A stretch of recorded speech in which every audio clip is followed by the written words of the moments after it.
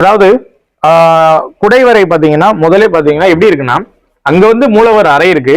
இங்க பக்கத்துல பாத்தீங்கன்னா மூலவருக்கு வலது பக்கத்துல பாத்தீங்கன்னா நம்ம விநாயகரோட ஒரு புடைப்பு சிற்பம் வந்து அந்த மலையிலே குடைஞ்சு கட்டப்பட்டிருக்குங்க. இதுல பாத்தீங்கன்னா விநாயகரோட அந்த கரந்தை மகுடம் இருக்குது. இந்த அமைப்பு இந்த இந்த விநாயகரை பார்க்கும் போதே உங்களுக்கு வந்து ஒரு மனசுக்குள்ள தோணும், இது பாத்தீங்கன்னா அப்படியே நம்ம கற்பக விநாயகர் பிள்ளையார்பட்டியில இருக்கிற நம்ம விநாயகர் மாதிரியே இருக்குது. பிள்ளையார்பட்டி அப்படின்னு சொன்னோன்னதான் எனக்கு ஒரு விஷயம் ஞாபகத்துக்கு வருது. பொதுவாக வந்து பல்லவர்கள் தான் வந்து குடைவரை கோவிலுக்கு முதல்ல வந்து அதாவது பல்லவர்களால தான் குடைவரை கோவில் கட்டப்பட்டது அப்படின்னு சொல்லுவாங்க. அது கிடையாதுங்க. ஏன் அப்படின்னா அவங்களுக்கு முன்னாடியே கிட்டத்தட்ட ஒரு 100ல இருந்து 150 ஆண்டுகளுக்கு முன்னாடியே பாத்தீங்கன்னா பாண்டியர்கள் வந்து பிள்ளையார்பட்டி கோவிலை வந்து மலையை குடைந்து தான் கட்டியிருக்காங்க.